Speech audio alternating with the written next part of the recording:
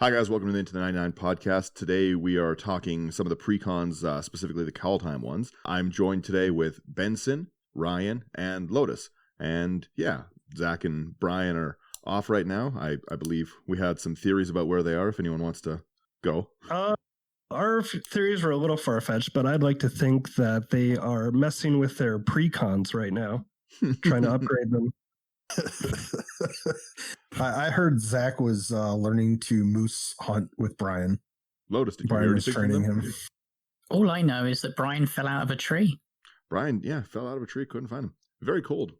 Lost in the I still snowdrift. think they could have done all this while upgrading their precons. Yeah, exactly. I think rifle in one hand, elves in the other. off to their game store to get singles for their precons. Yeah, they're too cool for us. Honestly, though, Zach is not feeling good. So everyone, if you hear this, do feel free to wish him well because yeah, he's a little under the weather and Brian's a little busy as well this weekend. So just us, you're stuck with just us for the weekend. So sorry.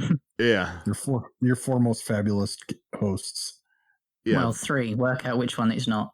yeah. So we're talking about the new precon style decks that are coming out with each set. And I personally just love the product. So they replaced, I believe it was Planeswalker decks. Is that right, Lotus? Yes. They replaced the Planeswalker decks with the new precon specific for commanders. They're definitely not up to par with the normal commander products. Like they're not a C20. You're not getting like a Timeless Wisdom level deck. However, I think they're really good. Number one, they're super, super budget decks. They're focused for commander. They only pretty much give you the one option for it. Some have maybe two, like an alternate commander, but it's not like the commander products where you have 3 alternate options of you can build this deck this way, this way, this way. It's not Otrimi, Kazaru, Kima, and blank, because I can't remember the other maybe one. the 99 aren't amazing, but the actual commanders themselves, like that's where the money's worth it right there. Well, if you ask me. Yeah, so for us out in Canada, generally we get both of them for $50, so $25 a deck. And honestly, that is a good price before the Soul Ring and before the Arcane Signet. So even if you were just getting Arcane Signet, Soul Ring, and the new Legendary Commander, you're pretty close on value. I think that all of them have definitely had their money in them. And I actually, across all of these new precons, have not found one that isn't monetarily worth it. You might not like the playstyles of some of them, but I don't believe you've been down money if you bought any of these. Oh, definitely not. Yeah. The value is there. You got to dig for it a little bit, but it's definitely there. Yeah, and like I said, I'm a big fan of both of them. So in Kaldheim, there was 2 specific ones that came out. There's Elven Empire and Phantom Premonition, and we're just gonna kind of touch on like the themes of both of them, the individual interesting cards that did show up in them because they have some commander specific cards to those decks, which I think is a pretty cool inclusion, but wish there was more of already. And then, yeah, some of the things we upgraded, some of the ways we kind of went with it, and we'll go from there. So we will start it off with Elven Empire. Elven Empire is the Golgari Elf Precon deck that came right after Commander Legends. There were so many Golgari Elf options in it, and people were already excited, and then they spoiled this. So the helm of this deck is Lathril Blade of Elves. It's 2 black-green for a Legendary Elf Noble, 2/3 with Menace. Just, they are stacking stats on this one. Whenever Lathril Blade of Elves deals combat damage to a player, create that many 1/1 green Elf Warrior tokens. Then tap and tap 10 untapped elves you control. Each opponent loses 10 life, and you gain 10 life. So before we go any further, let's just unpack that monstrosity of a card. I saw this, and I just was blown away by the fact they would print so much on it. Like, you have elves are already one of the strongest tribals, if not the strongest tribe. They've got so many archetypes. Like, elf ball is a term everyone knows a month into playing Magic. Definitely. Right? So seeing them expand the tribe out more into the Golgari side so that you don't just have Risk the Exiled, stuff like that. Or I think it's Nath is the discard one. Yeah, right. There wasn't a lot of support for it, but it's really, really cool to see more of this. I guess with Nissa from Zendikar, we could have expected that they were going to throw some more Golgari into the elf plane thing. But yeah, in general, this is just a very, very cool set. There's so many things you can do with this commander. I personally want to build it Voltron. I just think that this is a silly commander. You have Menace on it is already nuts. You have token generation. Priest of Titania in a deck like this is just crazy. Like there's I think the token generation's its strongest part. Oh yeah. Oh, definitely. Yeah. Yeah, the road I wanted to take, I thought about Voltron, but I also used, with help of Commander Legends, the two that are going to helm my deck are Kamal, Harda, Krosa, and Miria. Mm-hmm. Oh, so, So kind of like you're going to do it different. Yeah, I'm going to do kind of like a Crater Hoof-ish thing in the command zone, and then Miria is my card draw with Elves dying. Mm-hmm. There's a lot of sacrifice outlets already in it, and of course I added more, so I think I'm just going to have a blast with that. These the thing that's very cool about these decks is like the commanders are unique enough that they aren't I think Wylith is kind of the only one that is one dimensional, but yeah, exactly. The token generation overrun mechanic is a really easy way to build a deck like this. I also think and I didn't go this route, but I think with her, and there's plenty of equipment that allow you to untap a creature to do something, and using on her just to dome all your opponents for 10, untap, dome everybody again for 10. You know, in Elves, if you don't have 10 creatures on the board on turn 3, you're probably doing something wrong. You do at least need to have something that can untap all of those other ones as well. Yeah. Your deck needs to run all elves and then one spirit that costs 3 colorless and 2 green that says untap all permanents you control at the beginning of each player's FP. So everyone takes 10 every turn. See, I built my deck different to all 3 of you as well. I went aristocrats. Really? I just went straight elf ball. I mean, you've got Serpent Soldier in the deck, which is insane. You can sack a creature, exile it under it, replay it. They already gave you Elderfang Venom that when an elf you control dies, each opponent loses a life and you gain a life. But imagine you've got your commander, you've got the 10 elves, so you can tap to drain for 10. But what if you had Bolus's Citadel as well? So you tap the 10 to drain for 10, then sack them? Yeah. There you go. See, and that's it. Like, we're all doing our own thing, but this precon is a fantastic skeleton. Like, I probably wouldn't have thought to do Golgari Elves, and then this precon came out. And then that gave me the inspiration. Like, half the deck was there. Sure, I like replaced 33 cards from it, but the skeleton was there for me to kind of create my own thing from it. And yeah. I think that it's a really, really just out of the box, all of these, I have to say, out of every one of these decks, I've been impressed with. There has not been a single one of the precons that I have just outright thought, okay, well, this sucks. Right? I think that they have all been playable out of the deck. They are a fantastic present for anyone who plays Commander, or for if you just want to get a friend into the game. Picking one of these up, sleeving it up is gonna, with sleeves and the deck, cost you around 30 Canadian dollars. You know, there's 30, 35 Canadian dollars. There's nothing wrong with having a deck like that on standby, and they're very focused. They're very solid decks. You can upgrade them. They have too much land for me. Obviously, it's over 30, but 37 in the elf deck. We changed that. Yeah, we definitely changed that. Wylith had 40 lands in the main deck. The AC one, wow. The AC Simic one, I think had like 49. They're like, listen, they're gonna play lands. We know what we're doing here.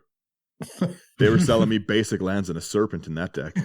No, I'll tell you, the only thing that kind of did trigger me there is I think they had Elvish Mystic, and then they had the 37 lands, but they left out Llanowar Elves, Findhorn Elves.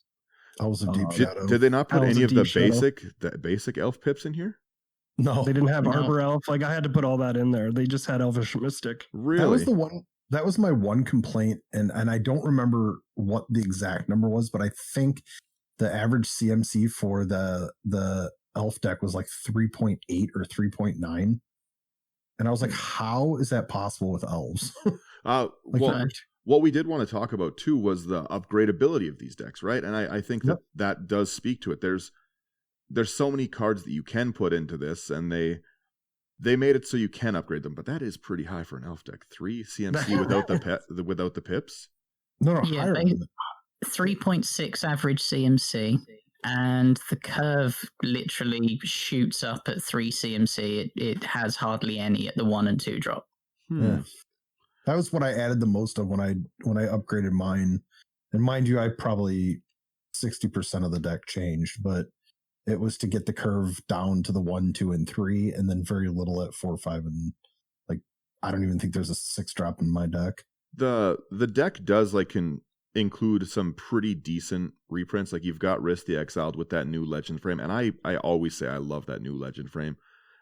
You do have spicy. Yeah, you do have some good reprint stuff, and then obviously they jam in a bunch of the things from the set that they're from. Like you have Binding of the Old Gods, Canopy Tactician, Elderfang Ritualist, like a bunch of those from Herald of Kaldheim. Skemfar. Yeah. Yeah, King of Skemfar. That's a really cool elf card too. I really like that. And one. you get to switch that one out with the showcase art, which I definitely did.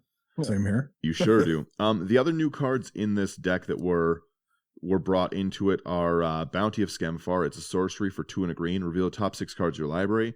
You can put a land from among them onto the battlefield tapped and an elf from among them into your hand. Put the rest on the bottom of your library in a random order. That's a solid card. Like even if it just dug for one or the other, but the fact that you get your land into play tapped, and it doesn't have to be basic, so you can hit any of your good lands if you've heavily upgraded it and you have Gaia's Cradle or something crazy in your $25 Precon deck because you don't have any moderation. Then you could pretty easily grab that card, throw it out, and then you've also dug for Priest of Titania. You've dug for Azuri Renegade Leader. There's a lot you can do with a card like this. Crown of Skemfar is the one that I've actually seen hit the hardest. It's 2 green for an enchantment aura. It gets 1/1 for each elf you control and reach, and for 3 you can return it from your graveyard to your hand. It is a insane enchantment, especially in a deck like this. Like, yep. I played it with the deck recently, and that artifact. God, I can't think of the name. The artifact Soldier. That I was every time an elf died, I just went into exile, and then I could tap 2 colorless and pay 2 life, and then sorry, I didn't even think I had to pay colorless. I just tapped it, paid 2 life, and then I could cast the creature again. Yep. That name's escaping me though. I apologize. Serpent Soldier, that's another one. Yeah, it's an artifact for 2 and a black. Whenever an elf you control dies, exile it. Tap, pay 2 life until end of turn. You may cast a creature spell from among the cards exiled with Serpent Soldier. But the ability that was keeping Imperious Perfect back on the game every turn. Well, and honestly, was really handy. Honestly, everyone knows that the weakness to elf decks is killing the elves. Once you board wipe them, they have a really hard time bouncing back a lot of the time. But with something like Miara in the command zone, or the ability to keep recasting your important ones, it's very hard to keep something like this down. There's also, I gotta figure out, I think Avenger of Skemfar. It's a colorless and a black, and I forget what its power and toughness are. But it's whenever an elf dies, you lose a life and draw a card. Yeah.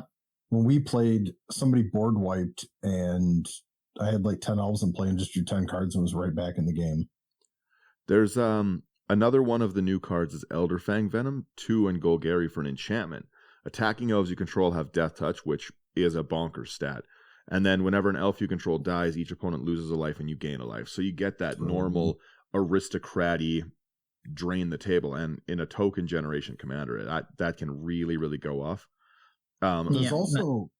Oh, sorry. Oh, that's where my theory was going to make it into an aristocrats deck. Mm-hmm.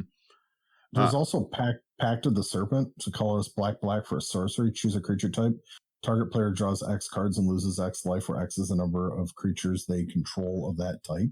I actually really, really like that card in general, and that's a card that I already believe is going to need a reprint, because that's tribal hate or personal draw, right? In a pinch, you're able to draw a bunch of cards if you need them, but in a lot of games, you can kill me with this 3 mana. I play tokens like a fool. I sit and I try stack them. I was telling the group this yesterday that I sometimes like to be like, can I hit 400 tokens? So yeah, if you run things like Rakdos Charm, any of those kind of 1 for each creature I control effects, you're gonna kill me. That's the way to beat me in pretty much every game. So yeah, same with Brian, everyone Xyrus. Take note. Yeah. Well, exactly, against the Xyrus, yeah, snakes. Take note of you that take if 70. You're gonna play Dan. Yeah, if you're ever playing against me, just run anything that kills me for creatures and you'll get the job done. Yeah, I really like that. I love the utility of that card. I think that it's really, really good. Mono black lets it slot into so many different decks. Had they made a Golgari, they would have kind of crippled its power a little bit, but as mono black, I think that this is probably the best card printed in the whole deck. Like there's a lot of really, really good individual cards, but I just think that this one takes the cake for the best card. Like I said, there's not a black deck that shouldn't run this, because even in we all play tribal. We're all degenerates that way. We all see things and we're like, I'm going to put this in demons. I'm going to put this in dragons, right? But you put this in Kalia and you have like an X draw because you draw 5 angels and lose X life. That's fine. That's fine with me. That's disgusting. Mm-hmm. It'd be good in cleric decks because they gain a ton of life. Oh yeah, like that's. I think that's like probably the card with the best toolbox options, and I love the artwork of it. It's very, very weird. I'm a big fan of that card. Ruthless Winnower is another one of the Precon only cards. It's 3 black for a 4/4 elf rogue. At the beginning of each player's upkeep, that player sacrifices a non-elf creature.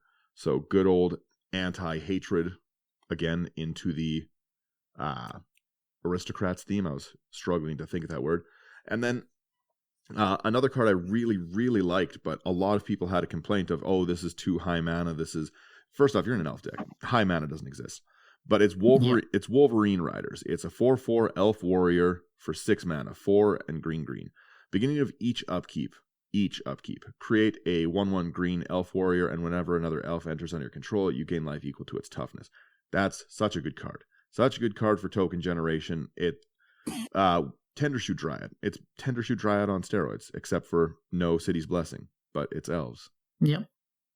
And the elves would have the City's Blessing on turn 2. Yeah, that's true. I think that they definitely did a good job with it. I love cards that generate tokens. Again, I'm repeating myself, but I love like your Tendershoot Dryads, your Verdant Force, like those kind of normal, just every X you make a token. I love them. I love Kraven Regna for that reason. As long as I gain life, I get tokens. I should like making tokens. I should buy tokens. I need infinity tokens. Sponsor. Is that going to be our new Patreon tier? Sponsor. Donate $2 to Dan's token addiction. Producer Brian, create an ad for it. There's already the $1.50 by Daniel Basic Lands. if you want to pledge to that. I do always need more basic lands. I personally going into the token generation and like how the deck already is, like if you have the budget, I'd say you buy one that you can upgrade and then you buy another one just to have as is, because I think both like messing with this deck and like having the experience of it out of the box, like I think that's just 2 wonderful things to have, like especially playing it with the other precons. Like they keep coming out with these new commander decks instead of challenger decks, which with Commander being the most popular format is a brilliant idea. Oh yeah, they know there's people like us that are just going to buy every time. Oh yeah. Right, like they might even buy like numerous. Yeah, there you go. We'll explain why I have numerous probably a little bit later. I don't know if it's going to be in this episode or on stream, but yeah. No, if you can buy 2, I think that's probably the route to go, because there's a lot of decks that I build on Architect and I don't follow through with. Yeah, you just like to theory craft a bunch. And then like with this product being good out of the box and me being able to still like theory craft, like I think that's just like a double whammy right there.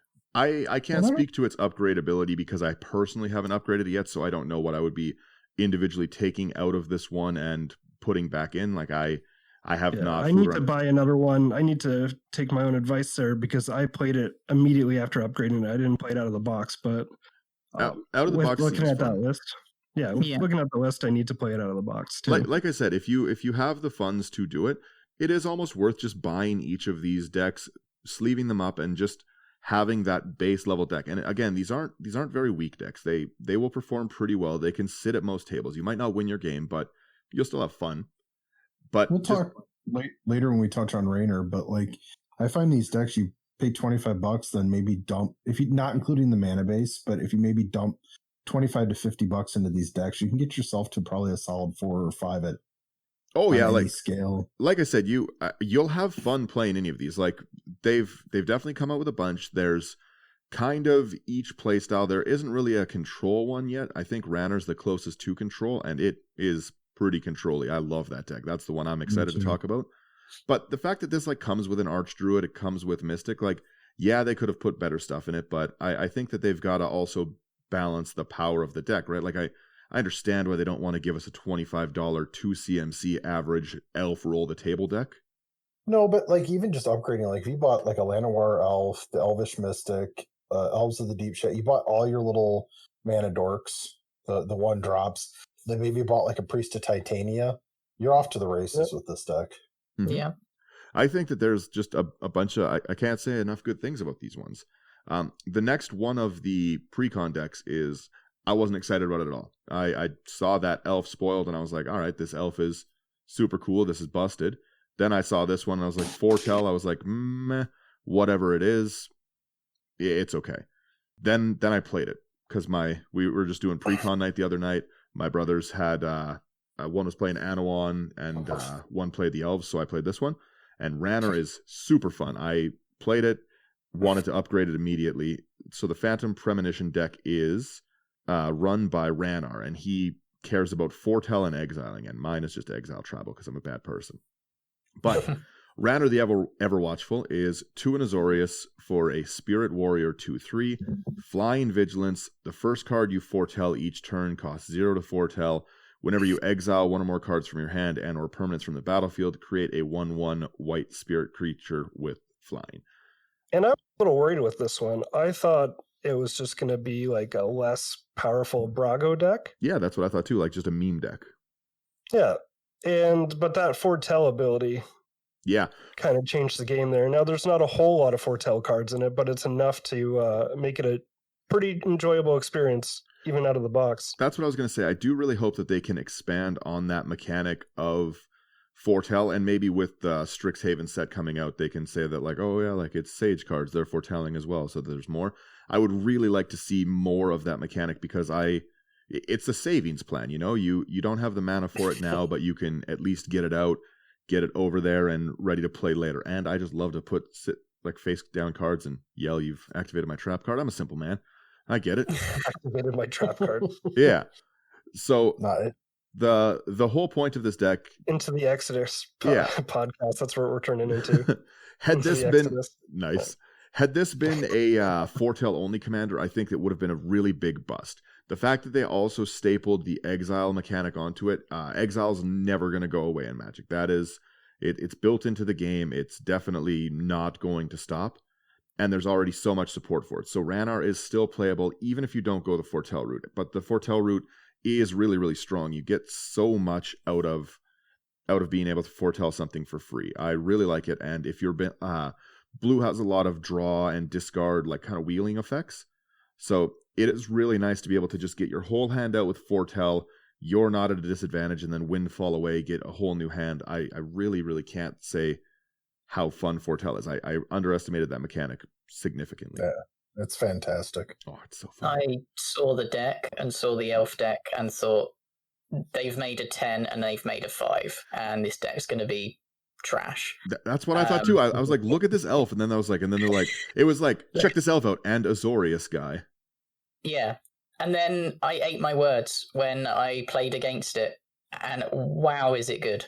Oh, it is. It's capable of doing a lot of stupid stuff. So, and they've even put an alternate art Ghostly Prism in there. Oh, I love that alt. Yeah, the artwork on the new Ghostly Prison is wicked. The fact that it comes with a Ghostly Prison is awesome, because Ghostly Prison was $5 to $10, something like that. It was not a cheap card, because it's a really good protect yourself when you're being annoying card. Moose bucks, by the way, listeners. 5 to 10 moose bucks. Yeah, the equivalent of 8 beans. Sorry. Yeah. Some of the things that I really like about him is that you can protect yourself when you're doing annoying stuff, right? When you're return to dusting someone, you're at least getting some creatures because you never cast Return to Dust and then don't get attacked by that person. The destroying an enchantment and exiling an enchantment are very, very different games. So I really like I like token generation.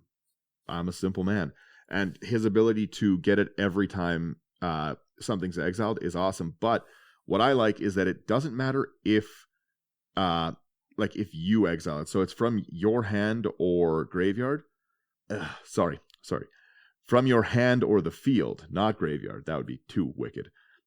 Anything you exile. It doesn't matter if it's your own thing. It doesn't matter if it's other people's things. So like your normal flicker effects that you would run kind of just like creature generate you even more. I don't know. I've found that this over generated the spirits that I was expecting by a pretty significant margin. It wasn't like I had one or two.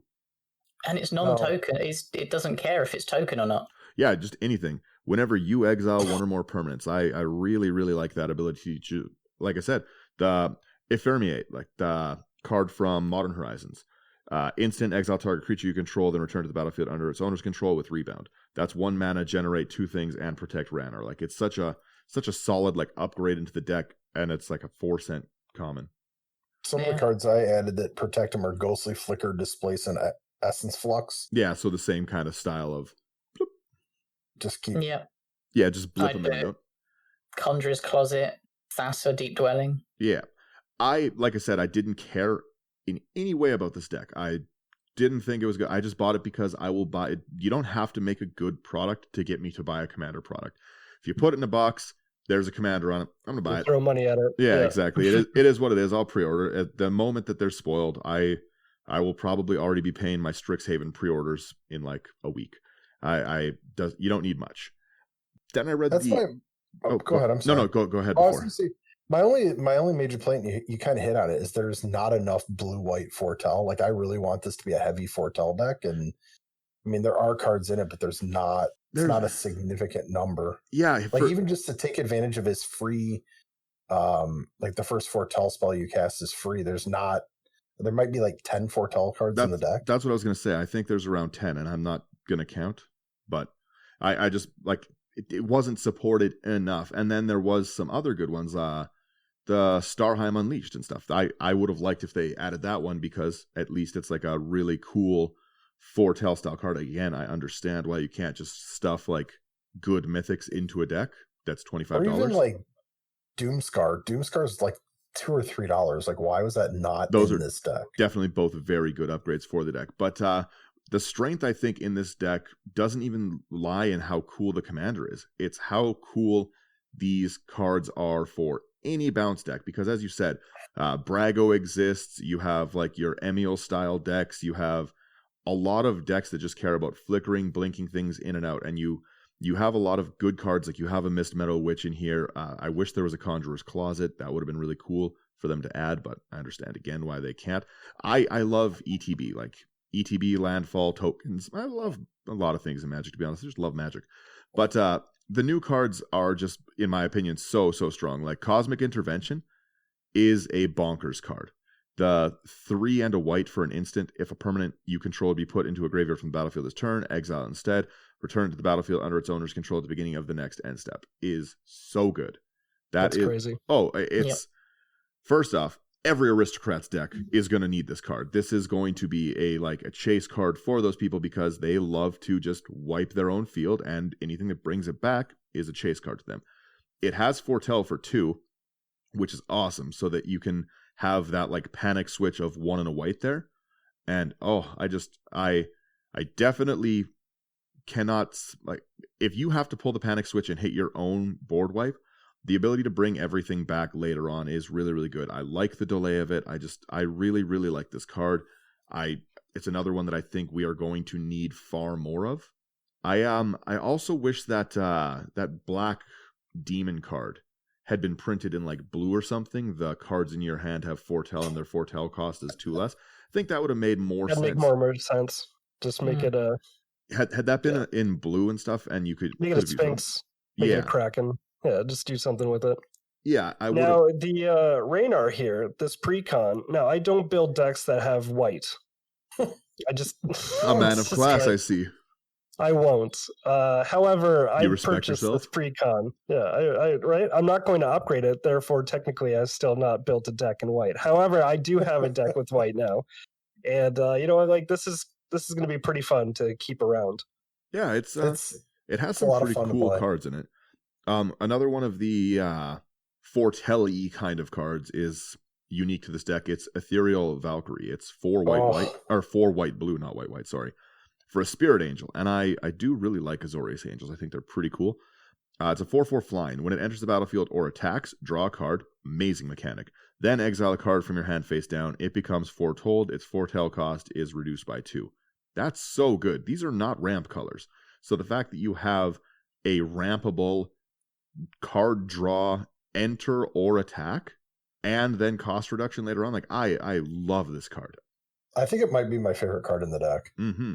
It's a very cool one. My favorite card is the anti-Psych-Rift card, but we'll talk about that in a minute.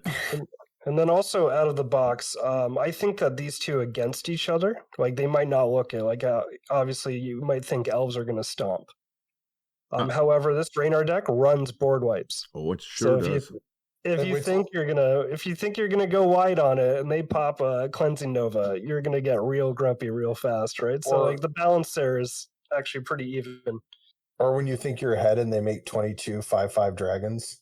Yeah. Yes. Or that too, yeah. That is one of the enchantments. That's not a reprint though, is it?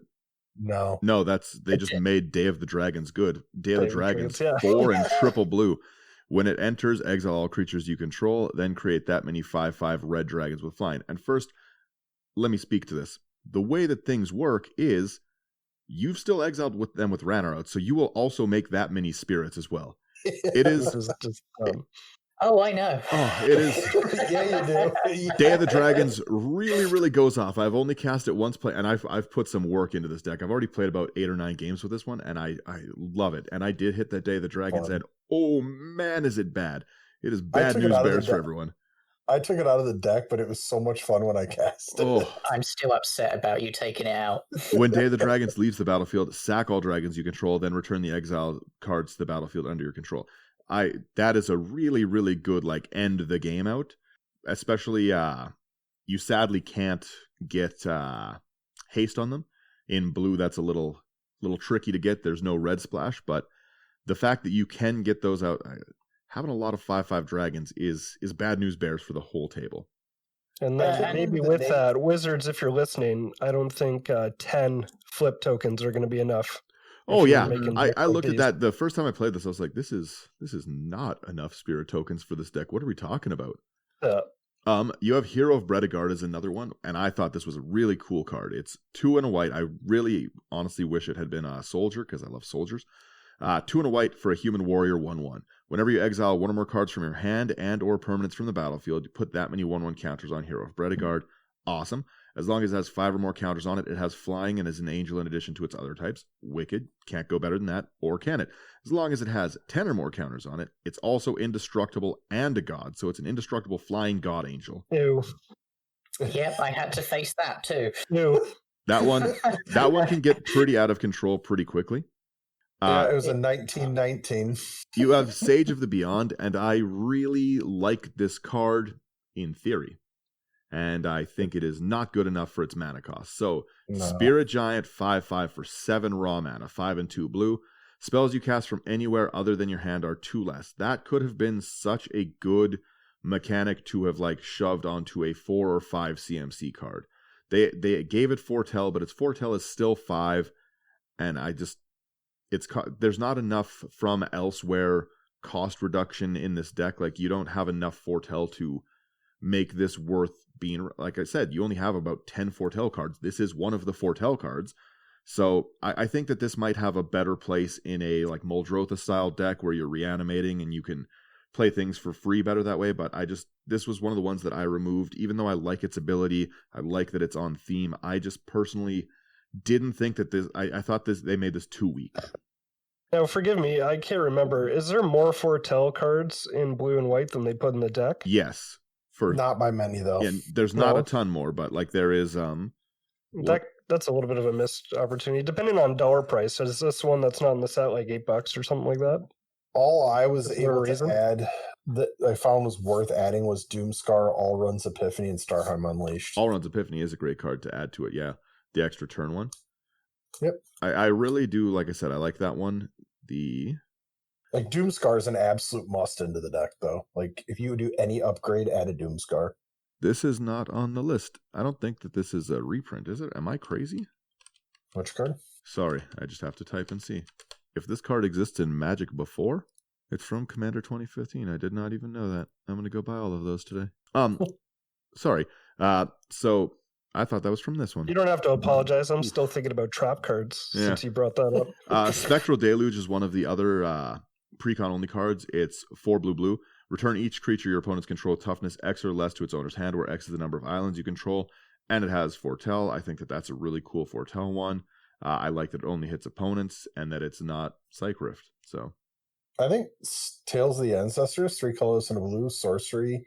Each player with fewer cards in their hand than the player with the most draws cards equal to the difference, and it's foretell, colors, and a blue. I've yet to be able to cast this and gain value out of it. I think it'd be really good. I draw a lot of, in a lot of decks, I play like Zeros, for instance. I usually have like 40 cards in my hand.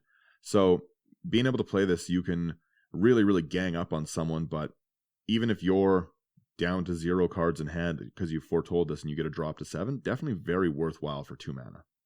Yeah, I wouldn't cut it. I just have never been able, like every game that I've played it, I would, most of the time, they would be drawing and I wouldn't. Yeah. Stoic Farmer is the last one of the just raw cards that they put into the deck. It's just like a worse, whatever, core cartographer. But it's 3 and a white for a dwarf peasant. When it enters the battlefield, search your library for basic planes and reveal it. If an opponent controls more lands than you, put it onto the battlefield tapped. Otherwise, put it into your hand, then shuffle. It has foretell. It's not horrible. It's just it's what you expect from a white rare. I really think it's only good if you can foretell it for 0 with Raynor, and then just pay 2 mana to do its ability. But paying 4 mana to do its ability is pretty lackluster. Yeah, if you're already behind on land, getting 1 basic planes to your hand for 4 is not great. Nope. I think it should have been maybe what it is, but puts it into play tapped. And then if people control more than you, untap it. Or gone for any planes, right? So that you could have gone to get some, even the Snow Duel, you could have gone to fetch with it. That would have been a little bit better than just like, hey, get a basic planes for 4. But again, what do you expect from White's I mean, they could have just put Weathered Wayfarer in. Oof, I wish they would have put Weathered Wayfarer in. That's a real good card. Or Knight of the White Orchid. Oh, yeah. The one that I was talking about was Synthetic Destiny, and I did not even know that card existed before. I've never seen it. Don't even know what Commander product it's from. Awesome. It's apparently from Commander 2015, but it is an instant for 4 blue. Exile all creatures you control. At the beginning of the next end step, reveal cards from the top of your library until you reveal that many creature cards. Put all cards revealed this way onto the battlefield and then shuffle the rest back in. I have been able to really, really go off with this in this deck because, like I said, it overgenerates spirits. You're underestimating how many spirits are going to come out of this deck. It really, really went very hard. A lot of the times I'm revealing like 15, 20 creatures at a time. I think Zach was talking that he's bought 2 copies of this as well, and he's going to do one that's more or less spirit tribal to really lean into. Synthetic Destiny is only 55 cents as a card, and I am going to buy every one that exists in our city. He's got 2 monitors, and he's doing that right now. If he seems a little more distracted during the Sadly, podcast, your city probably will have like 3 of them since they came from a Commander product. Oh no, I got a lot of Commander players here. We have a shockingly large number of like Commander things in here, and there's like 4 stores to go to, 5 stores to go to. There's a lot of stores to go to. This is the best store to go to. One of those on your shirt, actually. Yeah, exactly. Yeah. So number one, I wanted to bring up one more thing that's low key overpowered, and I'm so happy. I don't know if I've complained about it on this podcast. Mm-hmm. I know I've complained about it in the Discord, but I'm not saying that, if you're playing these decks and, like power level wise, I don't think anybody's going to hit you with a Gitaxian probe. Oof. However, all of the basic lands match, and I couldn't be more happy. Yes. I couldn't be more happy. Like, if finally, I don't know. The Commander yearly product, they throw whatever, I think 3 different arts for each color that you have in it. But these ones, they finally used all they the same. all match. Yeah, the island in Raynor is amazing. The Aurora Borealis is fantastic. Right? Like, I'm beyond ecstatic about it. Like, I think that right there kind of just does the deck for me. Like, Wizards, good job. You finally didn't trigger me. It's been like, I don't know how many years in a row with Commander product it's been. Like, how many? 5? 5 or 6? Longer than that. Longer than that? Yeah, I guess maybe since I started playing. But yeah, every time I did get Gitaxian Probe, and I think that's where it first started, my rage. Like, and I could have switched it out. But then, out of the box product, I don't think I ever upgraded those. And that's sort of just the fire fueled. But yeah, no. There's OP. a lot in here that I wanted to take OP. out. Do you just love those basic lands? They get you. Oh yeah, like so good. I'm with you, Benson. This had a much lower mana base cost than I would have expected. They had 36 lands, a really, really solid ramp package in it. Like the deck comes with an Arcane Signet, Azoria Signet, Commander Sphere, Marble Diamond, Mind Stone, Replicating Ring, which is a very, I think, a really cool. Why would you run Manolith anymore card? You know, Replicating Ring, it just has a lot of really, really cool built-in potential, right? If a game goes long, that's a lot of mana to get. If you can proliferate, it's really good. But yeah, it also had like Sky Diamond, Soul Ring. Like there was a lot of very solid ramp in this. Like I have never, in all the games I've played with it, I haven't been behind on land at all. They added the Signet over a Locket. They're actually putting decent cards in. Yeah. I really would have loved to see the Talisman, but I'm not going to complain. Yeah. Like I was a little iffy about the diamond over a Talisman. Yeah. In the deck there, but you know, they can't all be bangers. Now going with that, actually, the fact that it had 37 lands for the elf deck, I'd like to think that maybe they just couldn't think of any more elves to put into it, and they're like, oh, let's just fill like 3 just put 4 more lands into it, whatever. I do hate that it came with just a bunch of cards that I personally don't like, and I understand obviously it would, but like I don't like Meteor Golem. I don't think it's good enough. Like, yeah, it's a good ETB card, but it's 7 mana. 7 mana is pretty pricey for like you can just do better things. I generally find if you're playing 7 mana, you should be winning the game, or at least setting up a win. And Meteor Golem does none of that. Or you're playing Yuriko. Yeah. Right. That's save Meteor Golem for Yuriko. Switch that card out. Well, or like a Yuriko deck, a Yannette deck where you can free cast it, like something like that. But there's no real like cost reduction things outside of that, like Valkyrie I was saying, or the 7 mana is a lot for like 1 permanent destroy. Like maybe if you really, I guess if you've got the Valkyrie, you can get it into exile. Then you have that stupid other 7 drop that reduces the cost by 2. So you reduce it by 4, and you're paying 3 mana for another one I didn't understand really Storm was Sun Titan. Titan. Like Sun Titan's a great card, but there's not much like this isn't a recursion based deck, right? Like you're trying to exile or blink things depending on your play style. Or like foretell things. Like Sun Titan just doesn't really hit enough in this deck to, what are you going to do, like the Burnished Heart repeatedly with your Sun Titan? I was quite surprised they didn't put Pull from Eternity in. Pull from Eternity would be great. Curse the Swine in this deck, by the way. Oh, Curse the Swine, cut that really card. good. You cut Curse the Swine? I was just looking at that. No. Yeah. Curse the Swine's so good. Oh, Curse the Swine's like one of the best blue removal spells. I would never cut that one, especially from the token. Oof. Never. I love that card. I really, the other thing I liked about this was, for me, this was a great spot to put in Yorion. I've liked that companion the whole time. Yeah, exactly. I just thought it was like such a cool card. I haven't had a spot to really put it yet. Like I want to put one in Golos, but again, I just haven't put it into, like, this is just Flicker theme, right? This is Rune without band for me, and I love to flicker things. I didn't put Panharmonicon in it. I showed some restraint. Some restraint, guys. You got to believe me. You angel. Yeah. But but there's like a of. lot of. I do need a Torrential Gearhulk though. They've been reprinting the crap out of that have been a perfect home from this is Austere Command. Someone text me that I need a Torrential Gearhulk. I keep forgetting that. That's yeah. Thank you, Ryan. There's like a lot of really good cards in this deck. Like I said, like I really, really like what it can do out of the box, and I was just blown away with how incredibly powerful it can be. Like this was very fun to exile. I found cards pretty easily that I wanted to cut, like the Surtland Elementalist, for instance. A very good card, but again, I'm not paying 7 mana to get an 8/8. You know, there's better things in my bounce deck. Surtland Elementalist is very good. That's honestly a dead card in your hand.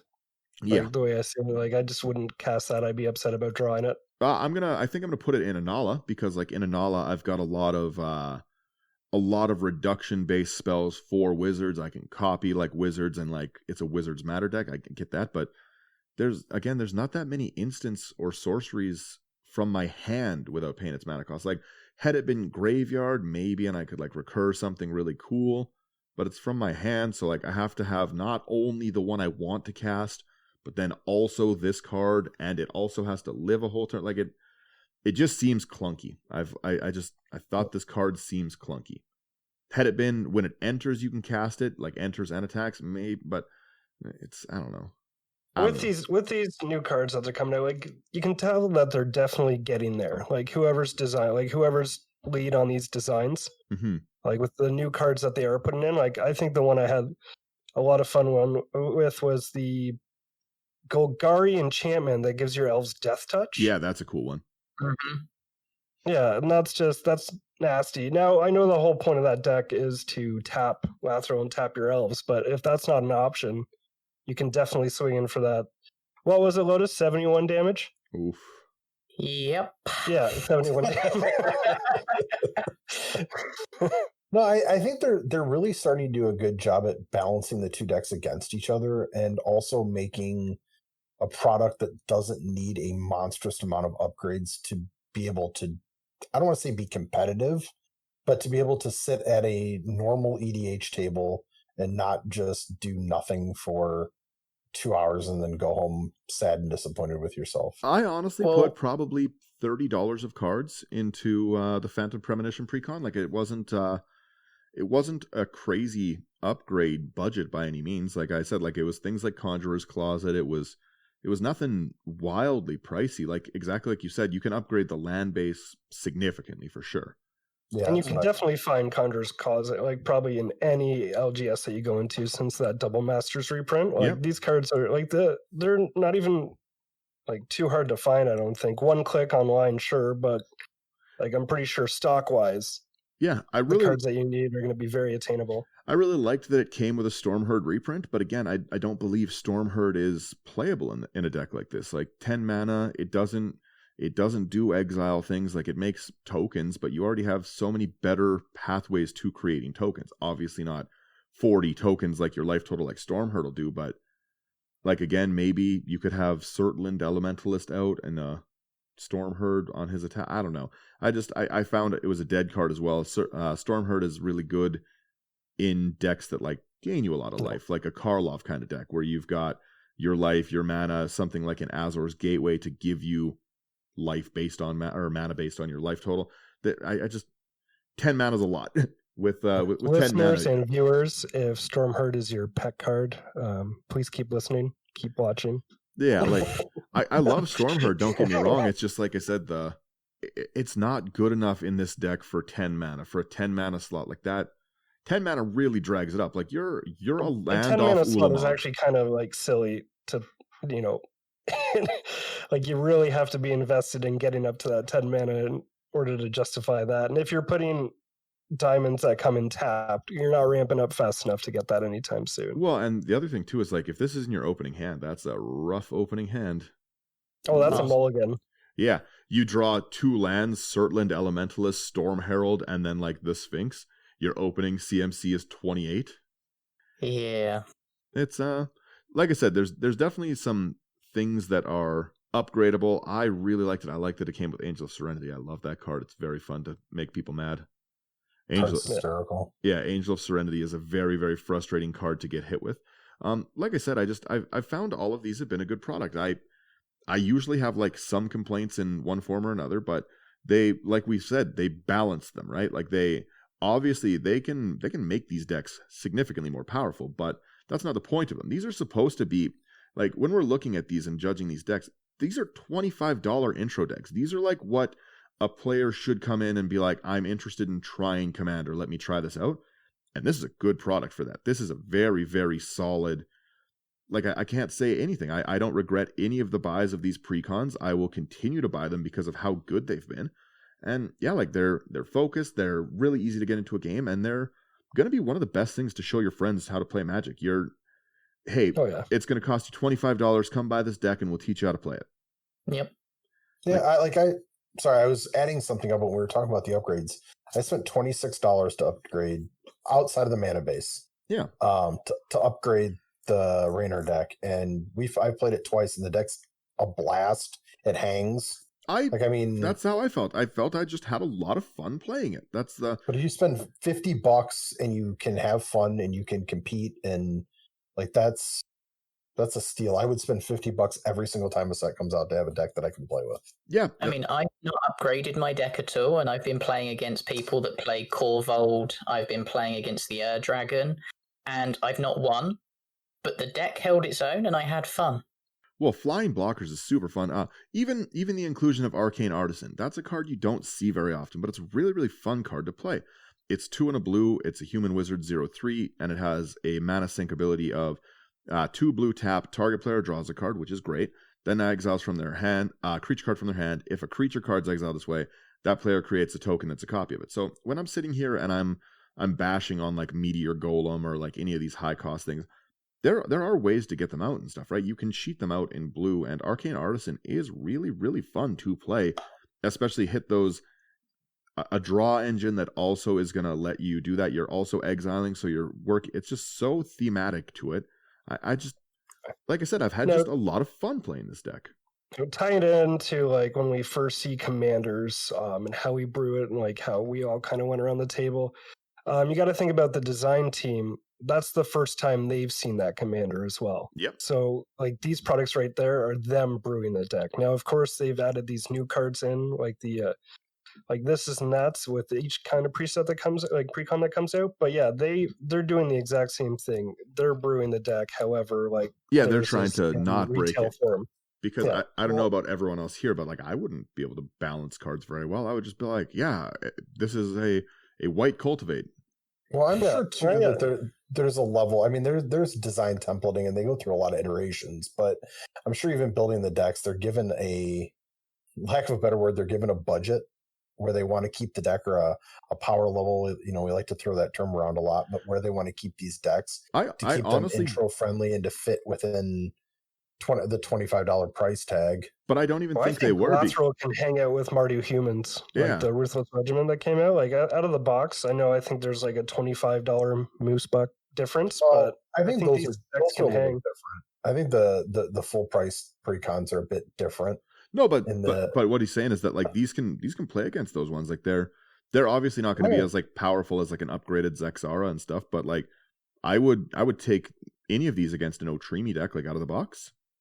Well, I think these absolutely can. Like, I really like the inclusion of this product into their cycle. Like, I think it's fantastic that we get two $25 decks every time a set comes out. I mean, we obviously love the bigger $60 decks, but I think they're fantastic. And I have a lot of issues with restraint when it comes to building decks. And I've been trying to pick up the precons and limit myself to a degree so that I do have more casual decks, if you want to call them that, or decks that play at a lower power level that you can play with new players or players that just don't have the collection or the finances or just the stupidity.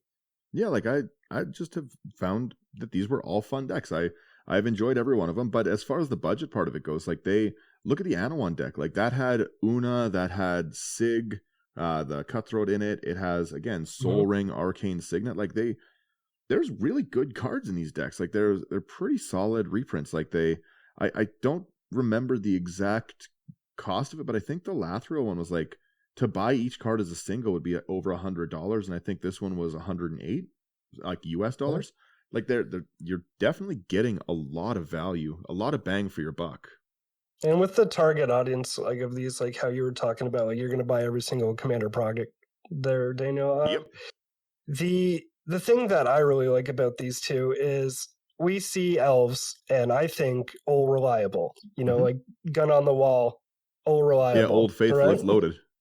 Yeah, and then we see these Raynar decks, and we go, ooh, right? Like, what is this?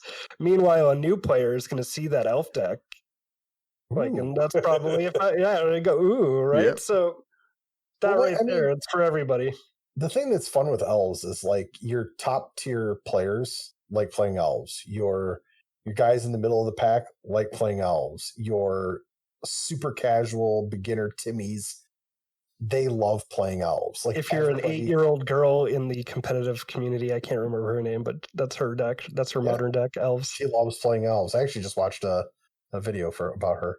But yeah, I can't remember her name. That's going to bug me. I'll have to figure it out. But who doesn't like playing elf? And really, who doesn't like? People like tribal decks. Yeah, I was going to say tribal's fun. I was going to say, who doesn't like playing any tribe? And when you're thinking Anawan, tribal rogues, Raynar, tribal spirits, Lathriel, tribal elves. All I'm hearing right now is that they need to do sliver precons, and I agree entirely with you on that. I 100% think that they should do that. $25 sliver decks, let's do it. Nope. I can finally use my secret lair slither. Oh, it's so good. It's such a good sliver. Slivers are so fun. Slivers are a great tribe. I'm the same. I like playing like any tribe. I like playing mechanic tribes. I like playing like actual tribes. I like playing like stupid themed tribes. I like to build tribal things. I love tribal discard. I love tribal bounce. Tribal Slivers. clones is fun. You should try that. Slivers, can't say enough about slivers. I don't know. My brother's always been the clone guy, and then now we've got Zach. Zach's the clone guy. Hey, my Sakashima Tevesh deck. I keep saying that somebody needs to make the card Zakashima instead of Sakashima. I get it. He loves that We could do card. it as a birthday present for him and have somebody alter his face onto Sakashima. That would be really fun. I should get Brian to make up that thumbnail. And then we can test to see if he actually listens to these podcasts, because we're talking about it right now. Heck, we could do set a picture of Zach to Atomic Ashes and just have him put it on Sakashima. Cost us $5 and ship it to Zach. If Zach mentions this portion of the podcast to us, I will pay for that altar to get done for him. All right, Zach, it's on you, buddy, to listen to this. Yeah. I'm gonna send a text to him right now. Zach, make sure you listen to No. No. He's got to find it alone. Yeah. I'm not. Maybe someone will tell him. Don't tell him. Don't tell Zach. Don't do it. Yeah, hashtag don't tell Zach. Definitely, I want to know how everyone else would upgrade these decks. Like, what do you think of these Precon decks? Do you like them? I personally, like I've said, I think they're a boon to stores because you have a lot of players like me who are going to buy them every time they come out. They're going to come and clear out a bunch of old weird singles that you're not seeing. They get people in buying sleeves. I love these decks. I think that they're a great product, but maybe you disagree. Maybe there's something that you don't like about them. Maybe you are product fatigued and you hate these new constant fear of missing out products, almost like well, I've got to get this now, I've got to get this, and it's only available here. Like, how do you guys feel about these things? Let me know, because I love to know.